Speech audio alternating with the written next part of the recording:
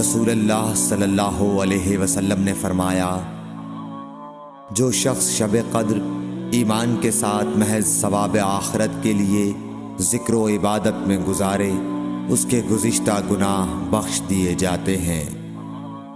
صحیح بخاری حدیث نمبر 35۔